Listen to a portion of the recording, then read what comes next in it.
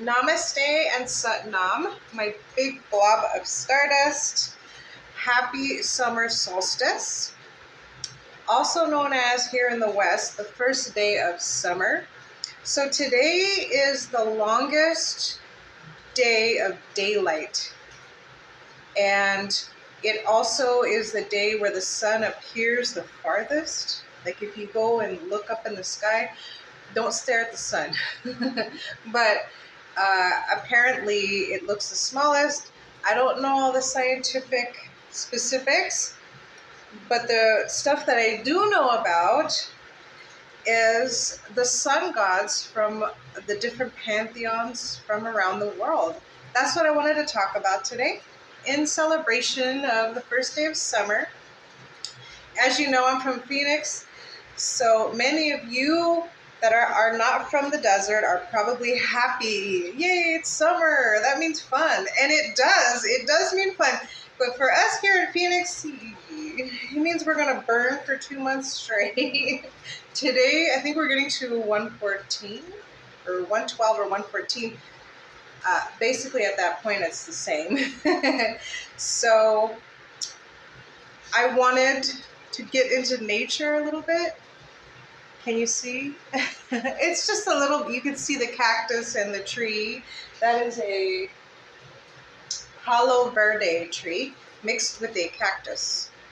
I forgot what those cactuses were called. But anyways, I was trying to face the camera in a way that it wouldn't be too bright. Anyways, so happy summer solstice. And I wanted to bring to you some of the sun gods of the world. So we're going to start off with, now you guys have already heard me talking about the Sumerians.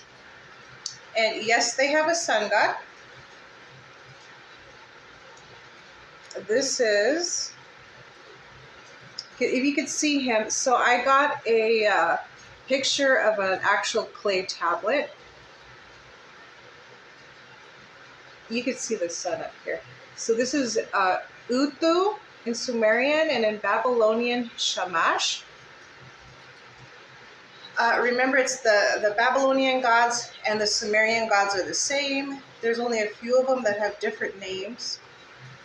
And so here's a cool fact about Uthu, or Shamash. He's Ishtar's brother. Twin brother, as a matter of fact. So he's a Pleiadian. And that's her brother. I thought that would be a cool fun fact about this sun god.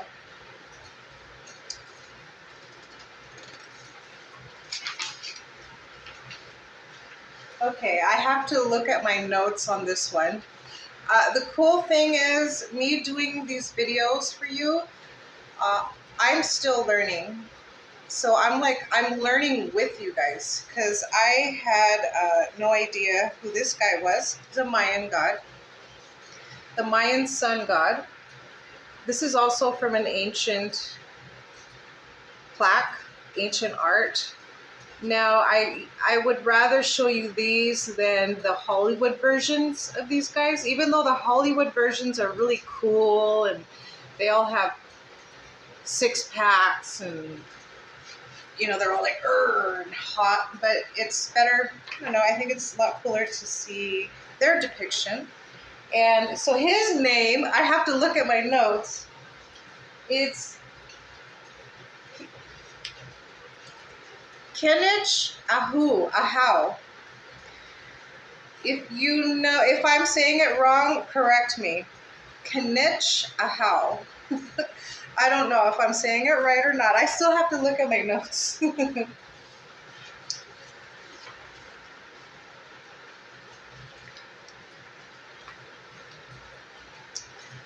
This is Helios, the Greek or Roman. Now they're very similar, I believe. This is Greek.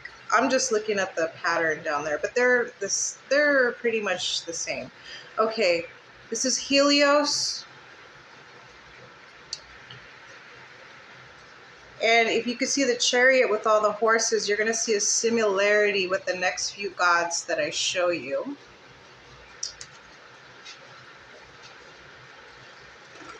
And they named a city after him, Helios. And this one, I thought this was pretty cool.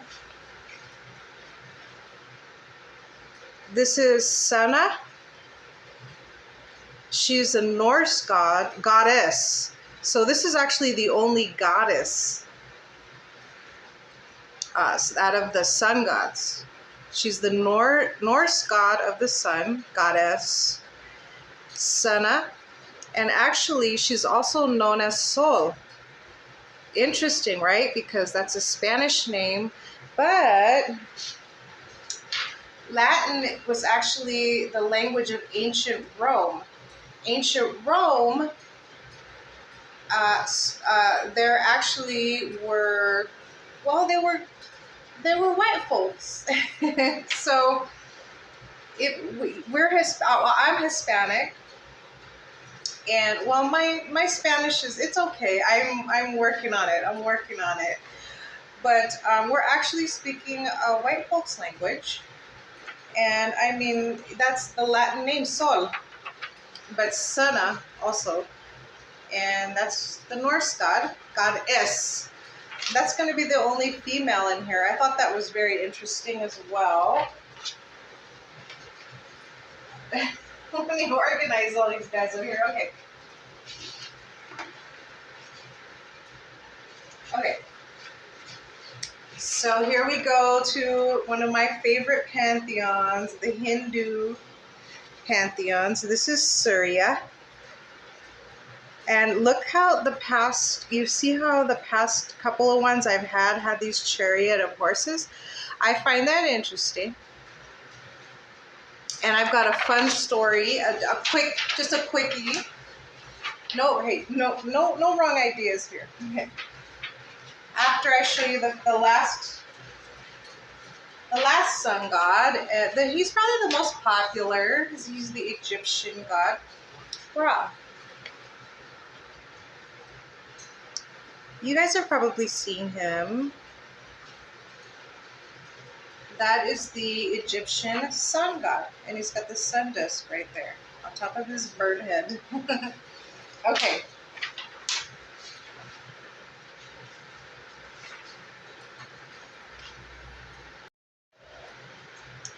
Okay, so I had said we are going to do a quick story on Surya, the Hindu sun god. So his goddess wife, her name is Ganga. Yes, Ganga, like the Ganges River in India, the holy river that everybody goes from all over the world to get blessed by the waters. And also, a very, very popular herb is named after her. So, continuing on. Ganga was not a fiery goddess. She was a normal goddess, a normal flesh and blood one. I guess he was hot. Maybe he came from Mercury or Venus, or maybe it's fire people. I don't know. So he was always on fire. He was very hot. So she fell in love with him, like from a little distance. But then when they were going to hook up, she was like, ouch. Ouch, you're hot. She ran away from him. She hid somewhere in the forest over there back in India, or the Indus Valley, and she disguised herself as a horse. So she was just acting like she's just an innocent horse in the field. So he was like, oh my God, she's afraid of me. So he turned into a stallion, of course. He turned into a stallion, went over there to the forest where she was grazing, and was like, hey, you can't handle the heat. You can't handle me as a fire, a big ball of fire. Well, can you handle me as a stallion? So that was the only way that they could make love. So she fell in love with him again, because as long as he could turn into a stallion and she would be a mare, a female horse, they could go ahead and make love. It's just that when they were in their normal form, they couldn't do that act because he would burn her. So that's the quick story I wanted to tell you about. And so enjoy your first day of summer, and till we meet again.